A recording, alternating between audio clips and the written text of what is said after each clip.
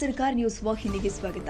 ಧಾರವಾಡ ತಾಲೂಕಿನ ಲಖಮಾಪುರ ಗ್ರಾಮದಲ್ಲಿ ರುದ್ರಭೂಮಿ ಸಮಸ್ಯೆ ಎದುರಾಗಿದ್ದು, ತಮಗೆ ಶಾಶ್ವತ ರುದ್ರಭೂಮಿ ನೀಡುವಂತೆ ಲಖಮಾಪುರ ಗ್ರಾಮಸ್ಥರು ಡಿಸಿ ಅವರಿಗೆ ಒತ್ತಾಯ ಮಾಡಿದ್ದಾರೆ.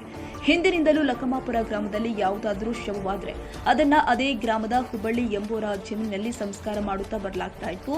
ಈಗ ಹೊಲದ ಮಾಲೀಕರು ತಮ್ಮ ಜಮೀನಿನಲ್ಲಿ ಶವ ಸಂಸ್ಕಾರ ಮಾಡಲು ಬಿಡ್ತಾ ಇಲ್ಲ. ಹೀಗಾಗಿ ಲಖಮಾಪುರ ಗ್ರಾಮದ ಹಿಂದೂ ಸಮಾಜದ ಜನರಿಗೆ ಶಾಶ್ವತ ರುದ್ರಭೂಮಿಯ ವ್ಯವಸ್ಥೆ ಮಾಡಿಕೊಡಬೇಕು ಅಂತ ಲಖಮಾಪುರ ಗ್ರಾಮಸ್ಥರು ಮೊನ್ನೆಯಷ್ಟೇ ಜಿಲ್ಲಾಧಿಕಾರಿಗಳಿಗೆ ಮನವಿ ಮಾಡಿದರು. ಬುಧವಾರ ಸ್ಥಳಕ್ಕೆ ಪಿಡಿಒ ಹಾಗೂ ಪೊಲೀಸ್ ಇಲಾಖೆಯವರು ಭೇಟಿ ಕೊಟ್ಟು ಸ್ಥಳ ಪರಿಶೀಲನೆ ಮಾಡಿದರು.